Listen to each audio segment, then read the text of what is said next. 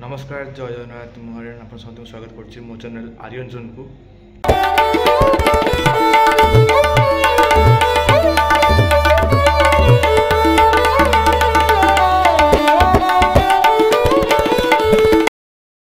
तो भाई मैंने बर्तमान मुझे आज आपण को आउ गोटे मंदिर देखी आम श्रीक्षेत्र थी पुरी थी तो चेष्टा कर आपको सब वीडियो माध्यम सब मंदिर देखापी धीरे धीरे करके। तो आज मुझे आउ गोटे मंदिर को आसी माँ मंगला मंदिर को माँ सर्वमंगला मंदिर को।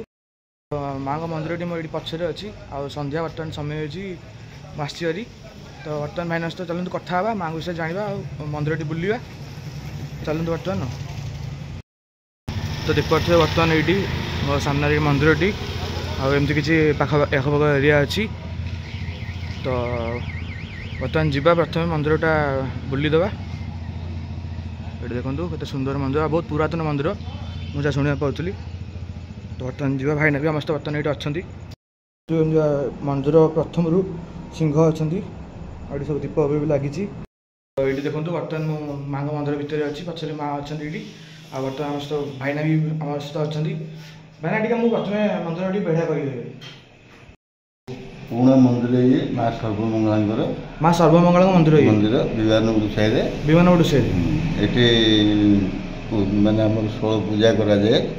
आज्ञा प्रथम टी मंदिर टी बेढ़ा कर बेढ़ा सब किए अच्छा कह दिखाँ आम बेढ़ा भितर आमर पाखे समस्ते अच्छा चंडी जंगला माँ पाखे भितर भितर दी साइड अच्छा आज्ञा जो तले सब ये अच्छा ये सब आज्ञा किए सब अच्छा आज्ञा बाहर काली मूर्ति गोटे अच्छा आज्ञा आस देखिए टी काली मूर्ति ये माँ श्यामा काली ये कौन भाई प्रथम रू अच्छा ये ना ये पछड़े करा आज्ञा आज्ञा से जन बस पालन कर सुंदर कथा नुह आज्ञा कहीं जेहेतु सब संकुड़ी भोग दरकार आज्ञा आम ये संकुड़ी भोग ना परम वैष्णवी आज्ञा आज्ञा ये त्रिनाथ मंदिर अच्छी त्रिनाथ भी अच्छा ना त्रिनाथ मंदिर आज्ञा त्रिनाथ ये अच्छा देखो ये आम संकुड़ी भोग ना ये परम वैष्णवी आज्ञा भाईना ये जो दी साइड अच्छा बाघमुखी सिंहमुखी ये बाघमुखी सिंहमुखी आपर एमती किसी अच्छी मंदिरटी आ तो भाईना आसत भर आस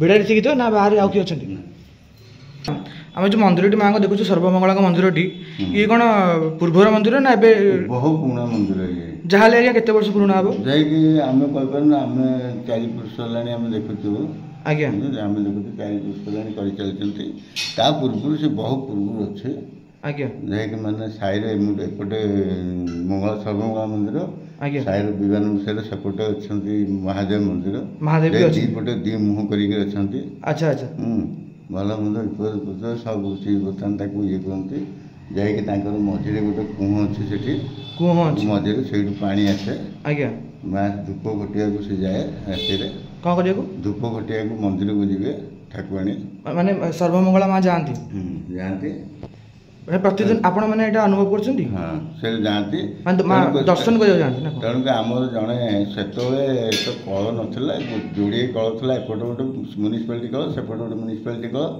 जड़े आमर पानी दिए सेपटे सेपटे पानी दिए से कुहू नहीं घरे घरे सी जो राति 4टार पशुची कुहू से दौड़ी बाल्टी गड़ा नहीं जाइए से बंध उपर बसी पड़ी बसिकी ठाकुराणी गोड़ हलाऊँ पानी चापचाप कर जेहेतु सी देखू ताकू देखिकी पलैला जाकि माने 25-30 फुट दौड़ी ये पानी चापचाप कर सुंदर माइक बसिकी जब दौड़ी पलि ठाकुराणी कहते कि तू पियाड़ा तू जहाँ देखिलु कहबू मु बर्तमान धूप कटिकी आसूची आ तू कहबुनु क्या कहले मुझे माने माँ कहले देखिकी जो कहले सी एत बड़ दृश्य देखिकी से संभाली पारानी जाकि समस्त को कहीदेला से 7 दिन पर कहला पढ़ी पढ़ी से मृत्युवरण चलीगले चलीगले आ गोटे ये अच्छी मानते प्रत्येक सब ये जावासिया करेंगे माँ जावासिया कहते आज्ञा आम भी बेले बेले राति 3टार कहली भोग टाइम राति 2टार आसू आज्ञा एपट साइड रू बाहर बर्तमान जो जावासिया कर भी बाहर बुलूथ किसी आम थोड़ा देखिपार अनुभव कर अनुभव कर ଆଜ୍ଞା ଯାହା ଏଠି ଯେଉଁମାନଙ୍କର ଇଏ ହେଇଛି ସକ୍ସେସଫୁଲ୍ ସେମାନେ ସବୁ ଇଏ କରନ୍ତି। ଆଉ ବର୍ତ୍ତମାନ ତ ଚାଲିଛି ଇଏ ଏଠି ସେତେ ହାଇଲାଇଟ୍ ନାହିଁ। ଆଜ୍ଞା କିନ୍ତୁ ମାଙ୍କ ମନ୍ଦିର ବହୁତ ପୁରାତନ ମନ୍ଦିର ବହୁ ଆବେଲରୁ ଚାଲିଛି ସେ। ଆଜ୍ଞା ଆମେ ମାଙ୍କ ବିଷୟରେ ଜାଣିଲେ ଆମେ ମାଙ୍କର ଡେଲି ନୀତିକାନ୍ତି କେମିତି ସବୁ ସକାଳୁ ହୁଏ ସେଇ ବିଷୟ ଟିକେ କୁହନ୍ତୁ। ଯେତେ ସକାଳୁ ଦୁଆର ଖୋଲିବ, ଆଳତି ହେବ, ତାପରେ ମଲମ ହେବ, ସ୍ନାନ ହେବ, ତାପରେ ବେଶ ହେବ, ଚନ୍ଦନ ନାଗି ହେବ, ଭୋଗ ଫୋଗ ହେଇକରି ବନ୍ଦ ହେବ, ଫେର ସନ୍ଧ୍ୟାବେଳକୁ ନୀତି ଆରମ୍ଭ, ପହଡ଼ ହେବ ରାତି 8ଟା 9ଟା ଭିତରେ ପହଡ଼ ହେବେ। ଆଜ୍ଞା ଏମିତି ଚାଲିବ। ଫେର ଚୈତ ମଙ୍ଗଳବାର ପ୍ରତି ଚୈତ ମାସରେ ସେ ଯେଉଁ ଚୈତ ମଙ୍ଗଳବାର ପଡ଼ିବ ସେତେବେଳେ ଟିକେ ନାକୁ ପାଣି ଫାଣି ନାଗି ହେଇକରି ସେ ଗୋଟେ ଚାଲେ। କିନ୍ତୁ ଆମର ୟା ଭିତରେ କୌଣସି ରୋଷେଇ ହେବାର ପ୍ରଶ୍ନ ନାହିଁ। ରୋଷେଇ ନାହିଁ। ଯଦି କିଏ ଯଦି କରିବା ପାଇଁ ଚାହେଁ ଆଜ୍ଞା ତାହେଲେ କେବଳ ସେ ଖଳି ରୁଟି କରିବ, ସୋଲା ଡାଲି କରିବ, ଚାଉଳ କ୍ଷୀରି ହେବନି, ସୁଜି କ୍ଷୀରି ହେବ, ଏଇଭଳିଆ ଯାହା ଶୀତଳ ଭୋଗ ଭଳିଆ ଶୀତଳ ଭୋଗ ହୁଏ। କିନ୍ତୁ ଶଙ୍କୁଡ଼ି ଭୋଗ ମାନେ 365 ଦିନ କେବେ ହେବନି, କେବଳ ହିଁ 3 ପୂଜାଟା ହିଁ ହେବ। ଆଜ୍ଞା ଏଠି ମାଙ୍କର ଆଉ ବିଶେଷ ଯାନିଯାତ୍ରା କ'ଣ ଅଛି ବର୍ଷ ତମାନ ସବୁ? ନା ଆଉ କିଛି ନାହିଁ। ଆଉ ବର୍ତ୍ତମାନ ଏମିତି ନୀତି ଚାଲିଥାଏ ଏଇଗୁଡ଼ାକ। 3 ପୂଜା ଅଛି ମାଙ୍କର? 16 ପୂଜା ଅଛି। 16 ପୂଜା ଅଛି। 16 ପୂଜାରେ ଆଜ୍ଞା ନୀତିକାନ୍ତି ସବୁ କେମିତି କ'ଣ ହୁଏ? 16 ପୂଜା ଯେମିତି କ'ଣ କି ଆମର ଭେଷ ହେବେ, ପ୍ରତି ଭେଷ ଅଛି, ଗୋଟେ ଗୋଟେ ଭେଷ ଅଛି ଆମର, ମାନେ 16 ଦିନ କାଳ ବେଶ ଅଛି 13ଟା ଭେଷ ହେବ ଆମର। ଆଜ୍ଞା ତାପରେ 3 ପୂଜାରେ ଭେଷ ନାହିଁ, ସାଧା ଭେଷ ହେବ, ହାତ ଗୋଡ଼ ନାଗିକିରି ମାଙ୍କର ଯଦି ଆଜି ହେଲା ସିଂହ ବାହିନୀ, ଆଜି ଦେଖନ୍ତୁ ଏଠି କାଲି ହେଇଥିଲା ହଂସ ବାହିନୀ, ଆଜି ସିଂହ ବାହିନୀ ମା ବେଶ ସିଂହ ବାହିନୀ, କାଲି ହେଇଥିଲା ହଂସ ବାହିନୀ। ଆଜ୍ଞା ଏଇଠି ଯେଉଁ 16 ଦିନ ପୂଜା ହୁଏ ସେଇ 16 ଦିନ ଭିତରେ ନୀତିକାନ୍ତି କେମିତି ସବୁ ରୁହେ? ଏମିତି ଆମର ଯେଉଁ ବ୍ରାହ୍ମଣ ଆସିବେ ସେ କ'ଣ ହେଇଛନ୍ତି ସେବେ ଆସିବେ। ବର୍ତ୍ତମାନ ପୂଜା ହେବ, ଭୋଗ ଧୂପ ପୂଜା ବସିବ, 3ଟା ଧୂପ ପୂଜା ହେବ। 3ଟା ଧୂପ ସରିଲା ପରେ ଯାଇକରି ମାଆଙ୍କର ଫେର ମଇଲମ ହେବ, ମଇଲମ ହେଇକରି ମାଆଙ୍କର ହାତ ଗୋଡ଼ ସବୁ କଢ଼ା ହେବ, ଫେର ମାଆ ଫେର ଲୁଗା ପିନ୍ଧିବେ, ଲୁଗା ପିନ୍ଧିକିରି ଫେର ଭେଷ ହେଇକରି ଫେର ବର୍ତ୍ତମାନ ପହଡ଼ ହେବ। ଚାଲିଥିବ ନୀତି। ଭୋଗ ସେ 16 ଦିନ ଭିତରେ କ'ଣ ସବୁ ହୁଏ? ଭୋଗ ସବୁ ଫଳମୂଳ ଆଉ ଆମର ବଲ୍ଲଭ ଘରୁ ଆସେ ଇଏ ଖଇ କୋରା ଇଏ ମୁଆଁ ଏମିତି ଆସିବ, ଫଳମୂଳ ସବୁ ଭୋଗ ଆସିବ, ମିଠା ପିଠା ଏମିତି ଆସେ ଆଉ। ଆଜ୍ଞା 3ଟା ଧୂପ ସରେ। ଆଜ୍ଞା ଆପଣ ଭାଇନା ଏଠି କେତେ ବର୍ଷ ପୂଜା କଲେଣି?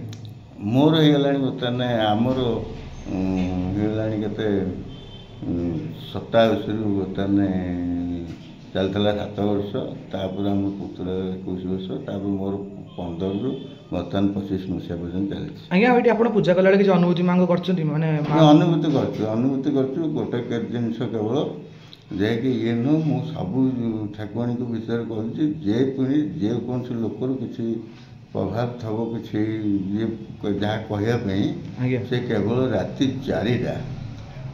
4ଟା ଭିତରେ ଯେଉଁଠି ଠାକୁରାଣୀ ଗାଧୋଇ ସ୍ନାନ କରିଥିବେ ସେଇ ଜାଗାରେ ଯଦି ଦର୍ଶନ କରିବ ସେ ସେଇଭଳିଆ ଯାହା ମାଗିବ ସେଇଟା ହିଁ ତାକୁ ମୁଁ ଏଇଟା ଅନୁଭବ କରିଛି। ଯାହା ହିଁ ସେ ମାଗିବ ଆଚ୍ଛା ସେଇଟା ଯେମିତିକି ତୁମର ଯେତିକି ଜିନିଷ ଆବଶ୍ୟକ ସେଇଭଳିଆ ତୁମେ ସକ୍ସେସ୍ କରିବ। ମୁଁ ଏଠା କଥା କହୁନି, ସମସ୍ତଙ୍କ ପାଇଁ କହୁଛି। ରାତି 4ଟା ଭିତରେ ଯେଉଁ ଠାକୁରାଣୀଙ୍କ ପାଖରେ ଯଦି ସ୍ନାନ କରି ବେଶ ହେଉଥିବେ ଦେଖିବ, ଦର୍ଶନ କରିବ, ସେଇଟା ହେଲା ସବୁଠୁ ଉତ୍ତମ ଜିନିଷ। ଯେଇଟା ଆମର ତ ଆମେ କରିପାରିବାନି, କେତେବେଳେ କେମିତି ହେବ ସେତେବେଳେ ଆମର ଯେତେବେଳେ ସମୟ ପଡ଼ିବ ମନ୍ଦିର ଯିବାକୁ ପଡ଼ିବ ସେତେବେଳେ ଆମେ ସେଇଟାକୁ କରିଥାଉ। ଭାଇନା ଏଠି ଯେଉଁ 13ଟି ଭେଷ ହୁଏ ସେ ଭେଷର କିଛିଟା ଭେଷ ଆମେ କହିପାରିବି କ'ଣ କ'ଣ ଭେଷ ହୁଅନ୍ତି? ଭେଷ ହେଲା ବର୍ତ୍ତମାନ ହଂସ ବାହିନୀ, ସିଂହ ବାହିନୀ, ବନ ଦୁର୍ଗା, ତାପରେ ଦଶଭୁଜି, ମହିଷାମର୍ଦ୍ଦିନୀ, ହରଚଣ୍ଡୀ, ଆଉ ଇଏ ଆସିବ ଜୟ ଦୁର୍ଗା, ଭୁବନେଶ୍ୱରୀ, ତାପରେ ଆପଣଙ୍କର ରାଜରାଜେଶ୍ୱରୀ, ବଗଳା, ବିମଳା, ଏଇସବୁ ଲାଷ୍ଟ ହେଲା କାଳୀ। କାଳୀ ବେଶ ଯେଉଁଦିନ ହେବେ ତା ବାସି ଦିନ ବର୍ତ୍ତମାନ 3 ପୂଜା ବସିବ। 3 ପୂଜାରେ ଆଜ୍ଞା ନୀତିକାନ୍ତି କେମିତି କ'ଣ ସବୁ ପୂଜା? 3 ପୂଜାରେ ଶୀତଳ ଭୋଗ ସରିବ, ତାପରେ ରୋଷେଇ ବସିବ, ରୋଷେଇ ହେଇକରି ବର୍ତ୍ତମାନ ରୋଷେଇ ଭୋଗ ସରିବ, ସରିଲା ପରେ ଫେରେ ୟା ପରେ ପାଣି ପଡ଼ିବ, ଧୁଆ ହେବ, ଖାଲି ହେବ, ଖାଲି ହେଲା ପରେ ମାଆଙ୍କୁ ଫେରେ ବଦଳିକି ମହାଦେବ ସମର୍ପଣ ହେଇକି ମାଆଙ୍କୁ ପହଡ଼ କରାଇବ। ତ ବହୁତ ବହୁତ ଧନ୍ୟବାଦ ଭାଇନା, ଆପଣ ବହୁତ ଜିନିଷ କିଛି କହିଲେ। ତ ବର୍ତ୍ତମାନ ମୁଁ ଭାଇନାଙ୍କ ସହିତ କଥାବାର୍ତ୍ତା ହେଉଥିଲି, ଆଉ ମନ୍ଦିରଟି ଆପଣମାନଙ୍କୁ ଦେଖେଇଲି, ଆଉ କିଛିଟା କଥା ଅଛି ଭାଇନାଙ୍କ ସହିତ ବର୍ତ୍ତମାନ କଥାବାର୍ତ୍ତା ହେବା। ତ ଯଦି ଆପଣଙ୍କୁ ଭଲ ଲାଗୁଛି ତ ଲାଇକ୍ କରିଦେବେ, କମେଣ୍ଟ କରିବେ ଆଉ ସେୟାର କରିଦେବେ। ସର୍ବମଙ୍ଗଳାଙ୍କର ଆୟୁଧ କ'ଣ କ'ଣ ମାଆଙ୍କର ମୂର୍ତ୍ତି ବିଷୟରେ କିଛି କୁହନ୍ତୁ। ତାଙ୍କର ତ ଅଭୟଙ୍କର ଭାଷ ଆଙ୍କୁଶ। ଏଠି ମାଆଙ୍କର ମନ୍ଦିର ସହିତ କିଛି ନୀତି ଜଡ଼ିତ ଅଛି କି? ମନ୍ଦିର ସହିତ କିଛି ନୀତିକାନ୍ତି ଜଡ଼ିତ ଅଛି ମାଆଙ୍କର?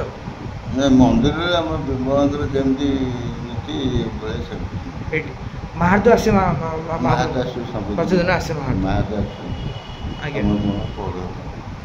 ଆଜ୍ଞା ତ ଭାଇନାଙ୍କ ସହିତ କଥା ହେଇ ବହୁତ ଭଲ ଲାଗିଲା। ଭାଇନା ଆଉ କିଛି କହିବେ ଆପଣଙ୍କ ଯେତିକି ପୂଜା କଲେଣି ତା ମାନେ ଏଇ ଭିତରେ କିଛି ମାଆଙ୍କର ଏମିତି କିଛି ଗୋଟେ ଆଲୌକିକ ଘଟଣା ହେଇଥିବ ଯେଉଁଟା ଆପଣ ଭକ୍ତମାନଙ୍କୁ କହିବାକୁ ଚାହିଁବେ ଆପଣ? ନା ଭକ୍ତ ତ ବର୍ତ୍ତମାନ ବହୁତ ଇଏ କରୁଛନ୍ତି। ଆସିକି ଏଠି ଭାଇନା ଭକ୍ତମାନେ କ'ଣ ଦୀପ ଲଗାନ୍ତି ନା ଭୋଗ ଭୋଗ କ'ଣ କରନ୍ତି ଆସିକି ଏଠି? ହଁ ଯାହା ଭୋଗ କରନ୍ତି କି ଯେମିତି ଭୋଗ କରନ୍ତି ନହେଲେ କେହି ନଡ଼ିଆ ବସାନ୍ତି ତାଙ୍କର କାହାର ସବୁ ସକ୍ସେସଫୁଲ୍ ହେଲା ନଡ଼ିଆ ବସାନ୍ତି ଏଠି? ବସାନ୍ତି ମାଗଣା କରନ୍ତି। ମାଗଣା କରନ୍ତି ମାଆଙ୍କର? ନଡ଼ିଆ ବସିକି ଭୋଗ କରିବେ। ଭାଇନା ଏମିତି ଆପଣଙ୍କ ପାଖକୁ ଭକ୍ତ ଆସିଥିବ ତାର କିଛି ଅସୁବିଧା ହେଇଥିବ ଆଉ ସେ ଆସିକି ଏଠି ମାଆ ବାବା ଦର୍ଶନ କରିଥିବ ଆଉ ତାର ମାନେ ସେଇ ଅସୁବିଧା ଭଲ ହେଇଯାଇଥିବ ସେଇ ବିଷୟରେ ଆପଣ କିଛି ଅନୁଭୂତି ଆପଣଙ୍କ ଅଛି କି ପୂଜା କଲା ଭିତରେ? ଯେଉଁ ଭକ୍ତ ଆସିଲା ତାଙ୍କର ବର୍ତ୍ତମାନ ତାଙ୍କ ଇଏରେ ସେ ଦେଖିକି ଗଲେ ତାଙ୍କ ତ କେତେଟା ବର୍ତ୍ତମାନ ସେମାନେ ସବୁ ସକ୍ସେସଫୁଲ୍ ହୁଅନ୍ତି ବୋଲି ଆମକୁ ଜଣାନ୍ତି। ଆସିକି ମାନେ ଯାହା ଭକ୍ତମାନେ ବହୁତ କିଛି ଜଣାନ୍ତି। ଆଚ୍ଛା ଯାହାକି ଲୋକ ସବୁଆଡ଼ୁ ବୁଲିକି ଆସିବି ସେଠି ମାଆଙ୍କ ପାଖରେ ନଡ଼ିଆ ବସି ତାଙ୍କର କାମ ସକ୍ସେସଫୁଲ୍ ହେଉଛି। ଆଚ୍ଛା ମାଆଙ୍କ ପାଖରେ ନଡ଼ିଆ ବସିଲେ କାମ ହେଇଯାଏ। ନଡ଼ିଆ 6 ମାସରେ ଗଜା ହେଇକି ଗଛ ହୋଇଯାଇଥିବ। ଆଜ୍ଞା ପ୍ରତ୍ୟେକ ପୂଜା ପୂର୍ବରୁ ଆମେ ସେ ଗଛ ଗୁଡ଼ା କାଢ଼ିକି ଦେବୁ। ସେ ନଡ଼ିଆରେ ବାହାରିଯାଏ। ଗଛ ଗୁଡ଼ା କାଢ଼ିକି ପଠାଇ ଦେବୁ ଯିଏ ଯାହା ବାରିରେ କେଉଁଠି ନଗେଇବା ପାଇଁ। ଆଜ୍ଞା ଏଇଠି ମାଆଙ୍କର ପାଖରେ ଚଣ୍ଡୀ ହୁଏ? ଚଣ୍ଡୀପୁଣା ହେଉଥିଲା ବର୍ତ୍ତମାନ ଚଣ୍ଡୀପୁଣା କରିବାକୁ ଲୋକ ନାହାନ୍ତି। ଆଜ୍ଞା ତେଣୁ ଚଣ୍ଡୀପୁଣା ବନ୍ଦ ପ୍ରତ୍ୟେକ ସନ୍ଧ୍ୟାରେ ଚଣ୍ଡୀପୁଣା କରାଯାଏ। ଆଚ୍ଛା ଆଚ୍ଛା ପୂଜା ସମୟରେ ଚଣ୍ଡୀ ହୁଏ? ପୂଜା ହୁଏ ଚଣ୍ଡୀ ବୁଣା ହେବି ଖରାରେ ଚଣ୍ଡୀ ବୁଣା ହେବ। ଆଜ୍ଞା ବୁଣା ହେବ ରାତିକି ଚଣ୍ଡୀ ପୁରାଣ ହେବ ପୂଜା ସରିଲା ପରେ ଭୋଗ ଶୀତଳ ସରିଲା ପରେ ଚଣ୍ଡୀ ବୁଣା ହେ। ପଣା ଭୋଗ ପଣା ଭୋଗ ଏଇଠି ଅଛି? ହଁ ପଣା ସେ ତିନିଟା ତିନିଟା ତିନି ପୂଜାରେ ହୁଏ। ଆଚ୍ଛା ଆଚ୍ଛା ବଳି ତା ସାଙ୍ଗରେ ଭାଇନା ଏଠି କିଛି ମାଆଙ୍କ ପାଖରେ ବଳି ପ୍ରଥା କିଛି ଅଛି ଏଠି? ବଳି ପ୍ରଥା ଅଛି ତିନି ପୂଜା ବିଷୟରେ? ବଳି ସେ ତ ମାଛ ବଳି ପୋଡ଼ା ବଳି ଆମର ଅଛି। ପୋଡ଼ା ହୁଏ ସେଇ ଭୋଗଟା କିନ୍ତୁ ଆଜ୍ଞା ବାହାରେ ଲାଗେ? ବାହାରେ ଆଜ୍ଞା ଆଜ୍ଞା ଆମର ସବୁ ବାହାରେ ଏଇଠି ବାହାରେ ଭୋଗ ଏଇ ଘରେ ଭୋଗ ହବ। ଆଜ୍ଞା ମାଆଙ୍କ ପାଖରେ ପତ୍ର ଦେଲେ ଅଗିଲା ପତ୍ର ଦେଲେ ଜଉ ପତ୍ର ପଡ଼ିକି ପୋଡ଼ା ବଳି ତା ଉପରେ ଟିକେ ଟିକେ ସବୁଥିରେ ଖୁଆଇକି ସେଇଟା ଯାଉ ସେ ମା ତ ଭୋଗ ଲାଗେନି। ଆଜ୍ଞା ମାଆଙ୍କ ପାଖରେ ଯେଉଁ ସାଇଡ଼ରେ ଚଣ୍ଡୀ ଚାମଡ଼ା ସେମାନଙ୍କୁ ଲାଗେ ଭୋଗ ଯେହେତୁ ମା ଏଇଠି ମାନେ ପରମ ବୈଷ୍ଣବୀ। ବୈଷ୍ଣବ। ଆଜ୍ଞା ଆଜ୍ଞା ବହୁତ ବହୁତ ଧନ୍ୟବାଦ ଆଜ୍ଞା।